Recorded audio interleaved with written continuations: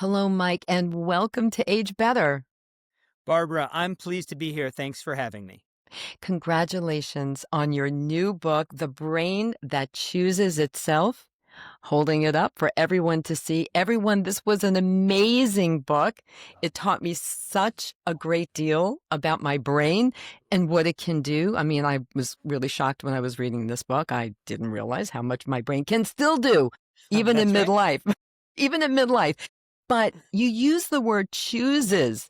Why is choice a word that I personally love? Why is a choice such a big, important thing as we get older? Why is that Barbara, important? I'll give you the most succinct answer that I can.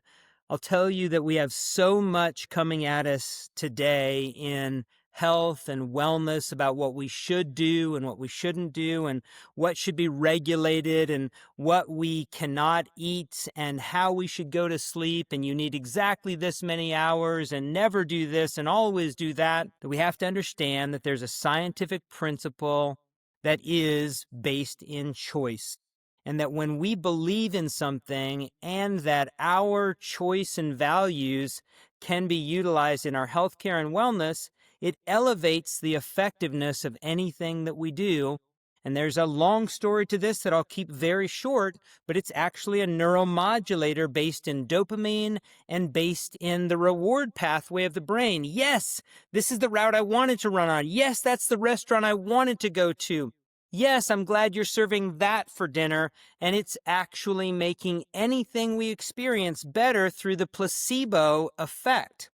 It's very carefully stated, the placebo effect, not a placebo. We can get into that a little bit further if you like, but there is ultimately a neurophysiologic basis why choice improves everything and makes it more effective. Wait a minute. I want to get back to this placebo effect. So, in other Yes. words, what you're saying is you can convince yourself that you've made the right choice, even if the choice was made for you.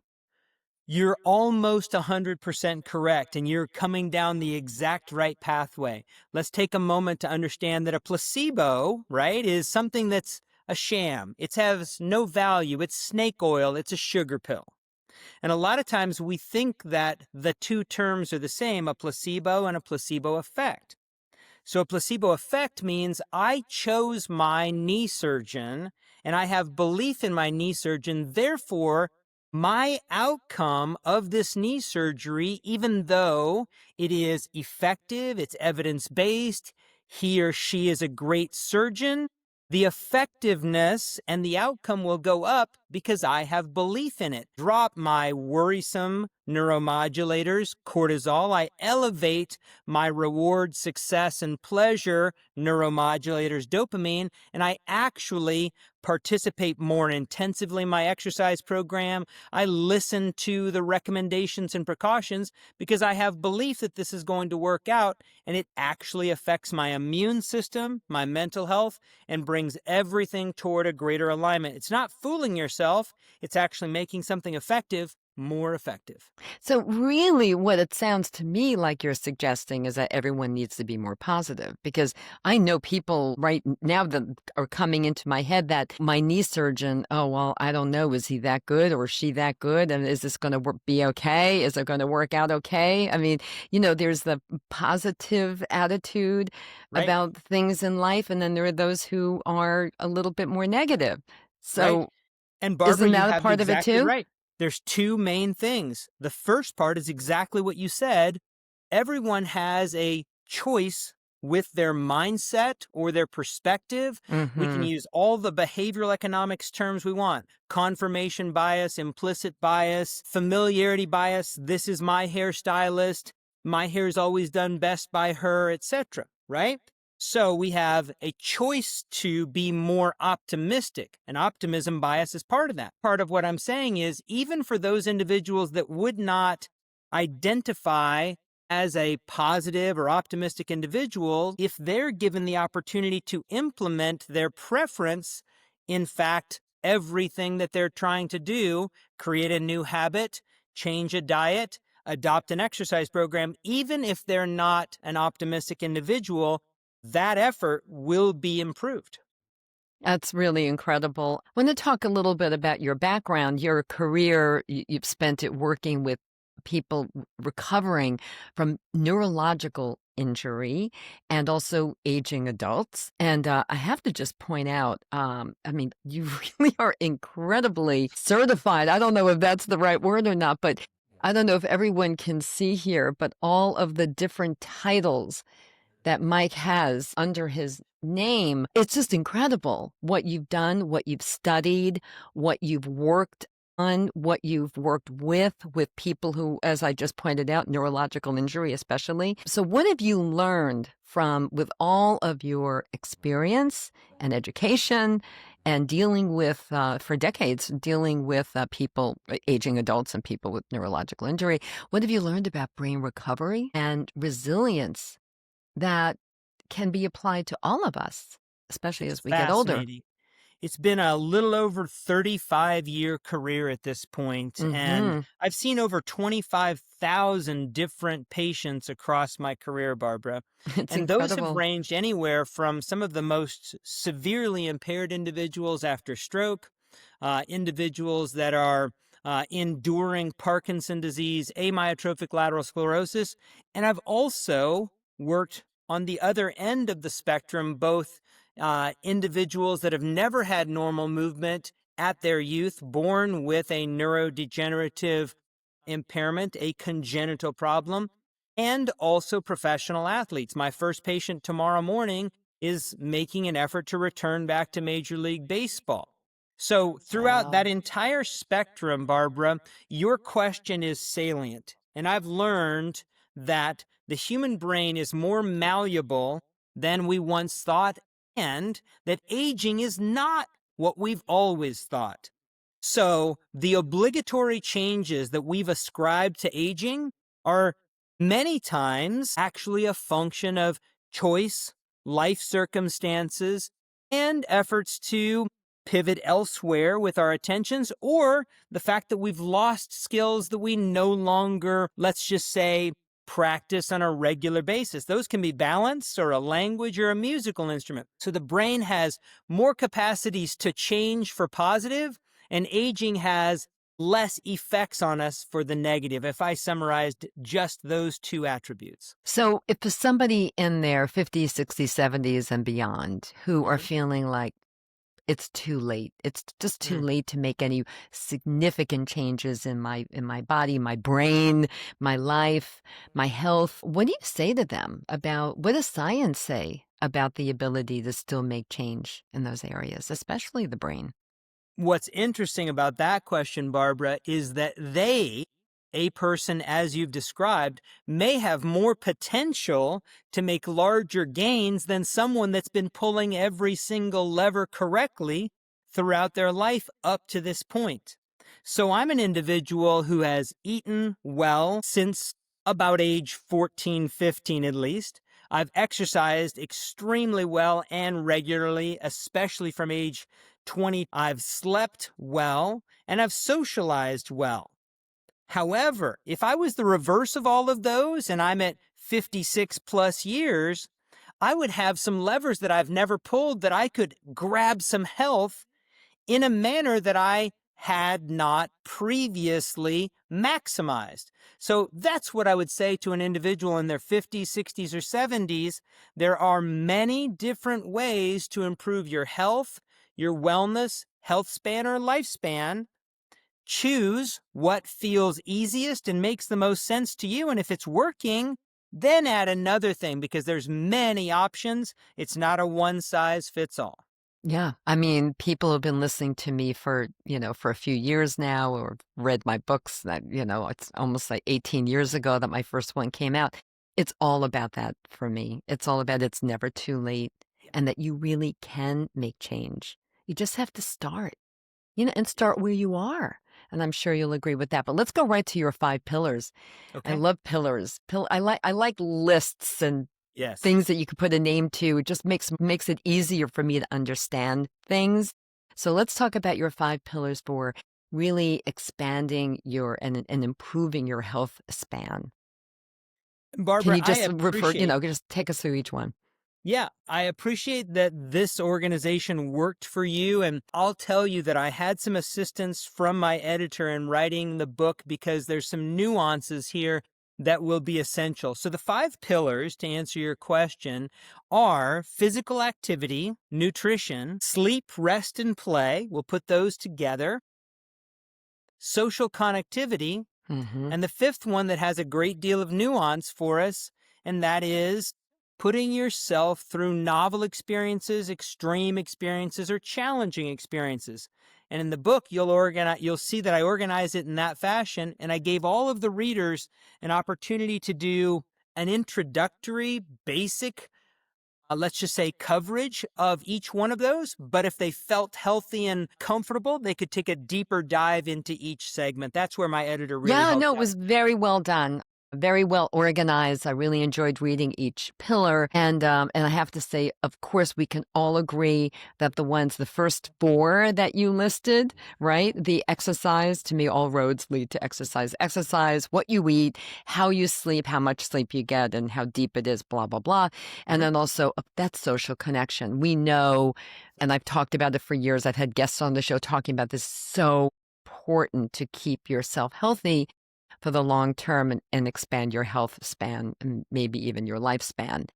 But it's number 5 that I'm really intrigued by. With this one, it's like you want us to do things that are more novel, like a little novel, challenging ourselves. I mean, as it relates to the brain specifically, why is this going to help our brains? This is very compelling, and you're exactly right and so astute to recognize the two major things that I attempt to bring to this space that many other, let's say, podcasts, interviews, authors, or otherwise are not bringing. And that is, as you pointed out, choice. That's novel, but yet you've caught on to the other major difference here, novel experiences. And let's understand why. Number one, as our brains experience fewer and fewer new experiences, novel learning, or movement opportunities, the brain's no longer stimulated to make new connections. And what happens when we're no longer stimulated with novelty? The brain begins something that we blame on aging, but it's not aging's fault. It's called cortical atrophy. Your brain actually shrinks because it is no longer expanding and making a new connection between, how do I say that in Spanish? How would I play that with both hands? How do I reach and actually hit that note? Can I balance in this fashion? Can I handle a thermal extreme? And when you put yourself through novel learning experiences, movements, facts, events, novel thermal experiences, and also potentially novel experiences with regard to foods, tastes, or cause yourself a period of challenge that you've referred to, take a little bit longer between meals. When we have demonstrated to ourselves a degree of resilience, Hmm. we get the connections that come from the novelty, but we get the mental health that comes from being resilient and thriving through a challenging experience. So we actually lower our chances for depression, improve our brain's cortical neuroplastic moldable fashionability, and we also, surprisingly enough, stimulate our immune system. Interesting. Give us some examples of, extreme, novel, pushing ourselves out of our comfort zones. Give us some examples of what you're talking about. So, like, not necessarily jumping out of an airplane with a parachute, right? You're Or, exactly right to or is it? couch it into something that needs to be safe, right?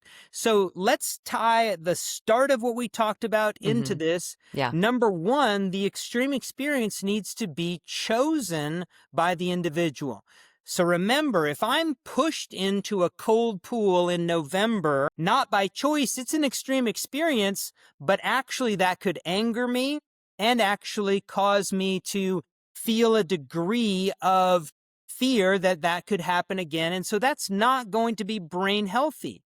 But if I chose to travel to Finland and put myself into a cold lake and immerse myself for 5 to 8 to 20 minutes, The same experience of the same temperature has two different mental and physical health properties. So you asked for some examples, and I want to make certain that we're remembering that choice is integral to all of these. So now Okay. let's be very clear. Yep. Thermal extremes of cold temperatures, thermal extremes of hot temperatures. Let's be more clear about that now.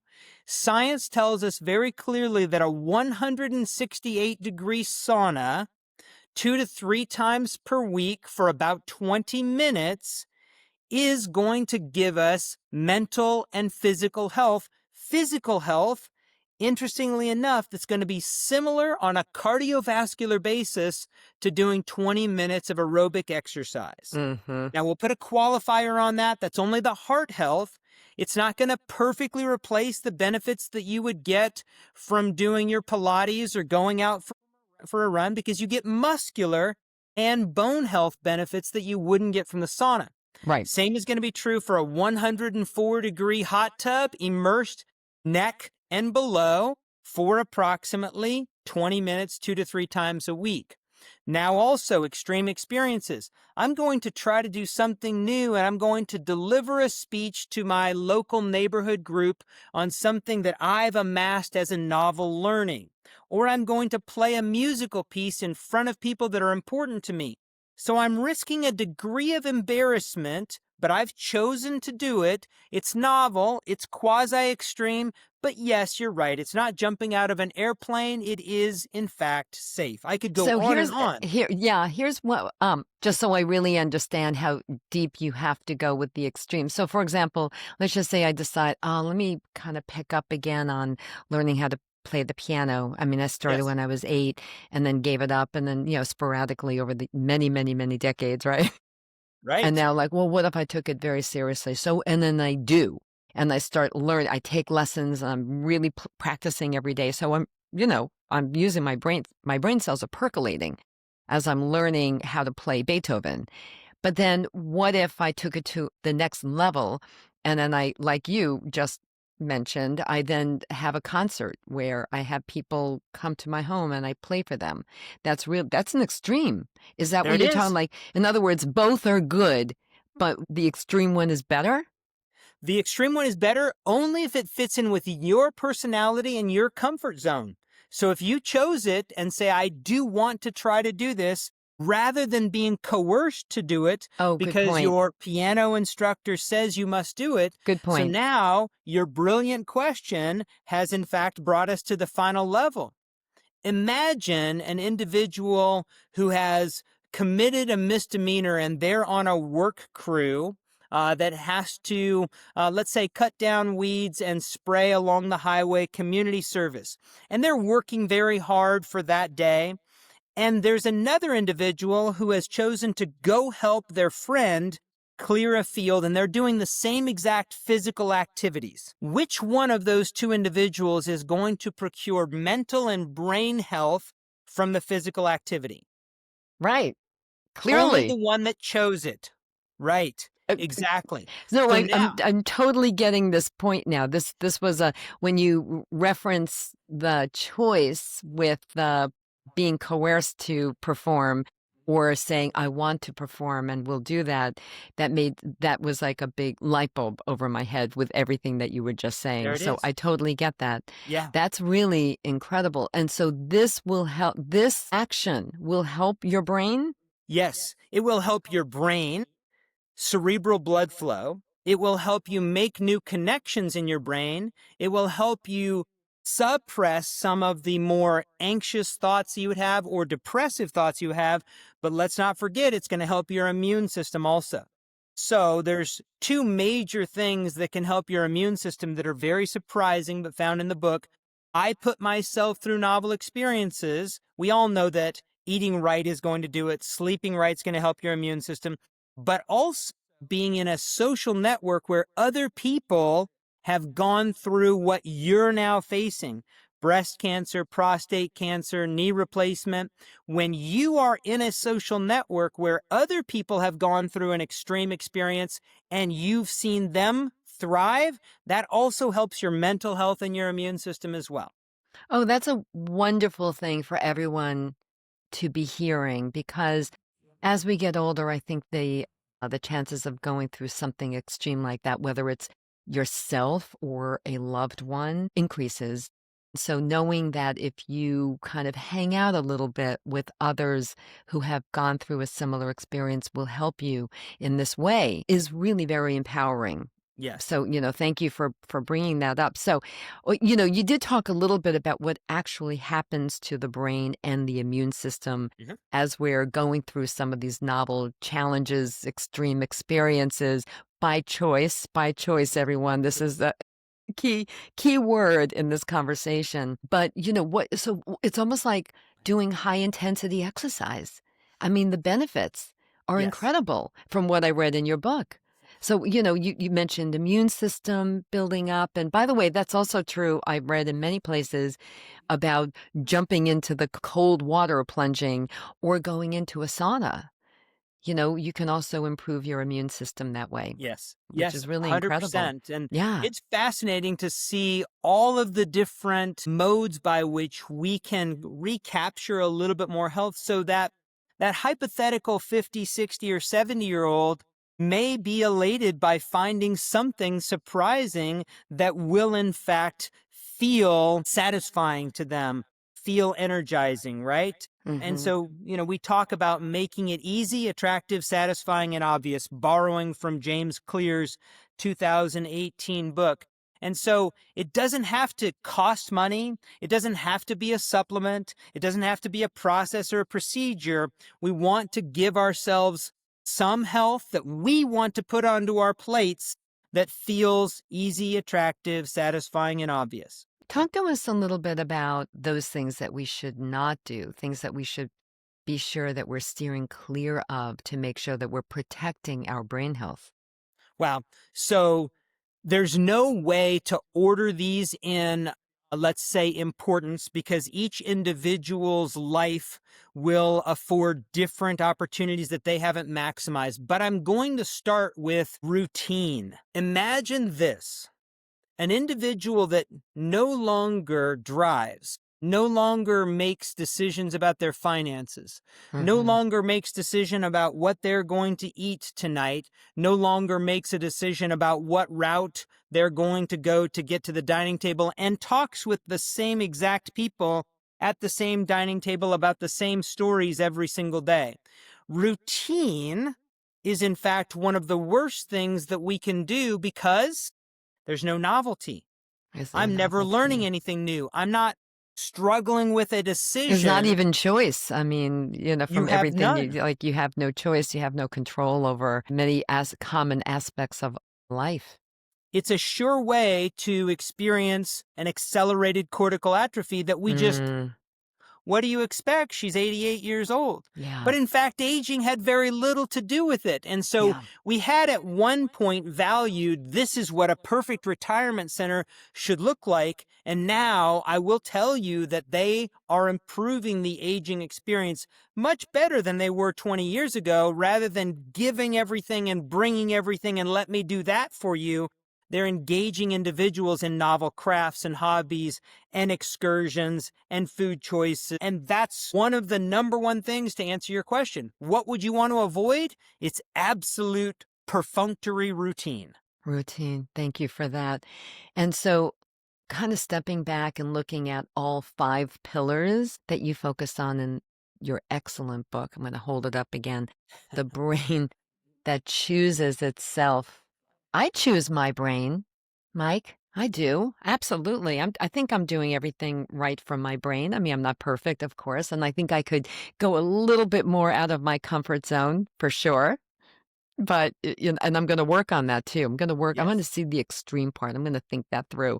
Yeah. But how can the five pillars really work together and if somebody wants to create real change, if someone listening right now goes, I'm not doing enough to really expand my brain or keep it Mhm. from shrinking, it's like, what can they do? How can they pull these five pillars together?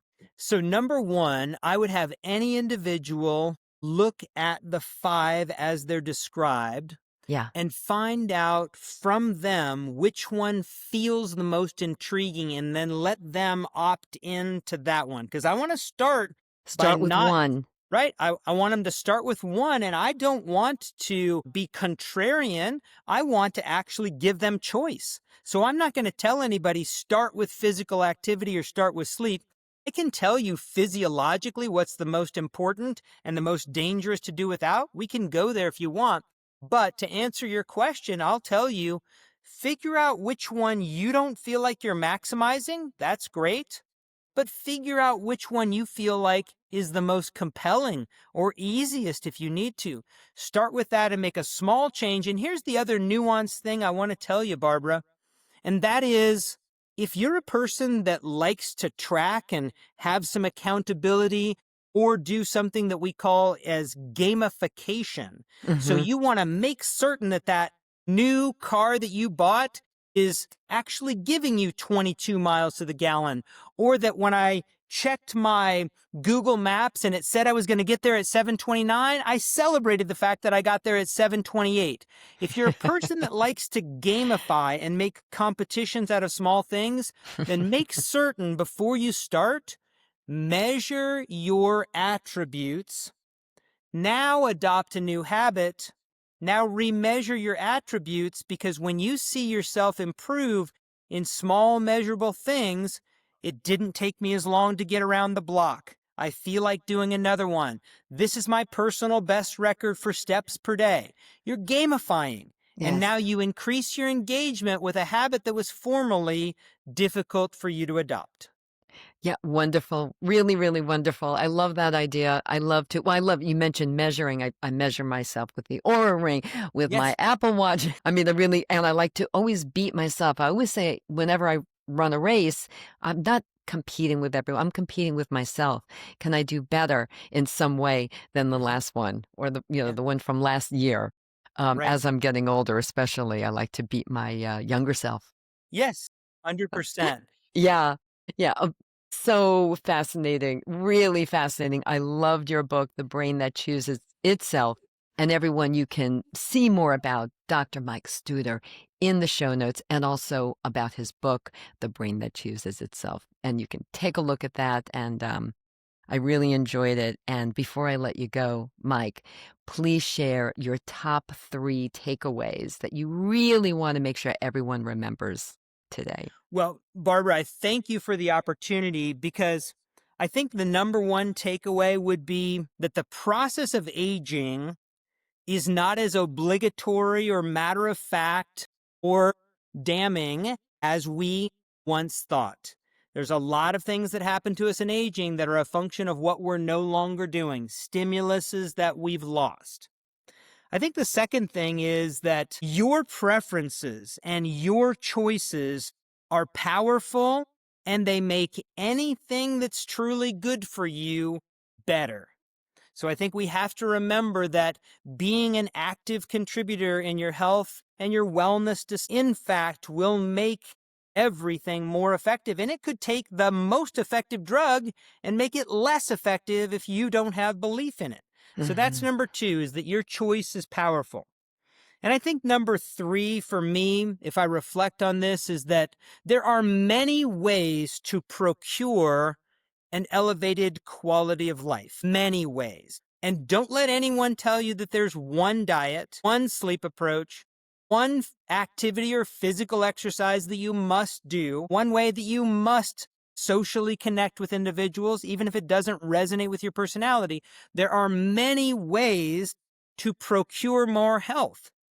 Because there's so many options, find something that feels easy, is logical to you, or is very affordable to get Accessible. started. Yeah, yeah. Accessible has to be, that's Yeah. a very important aspect of all of these pillars.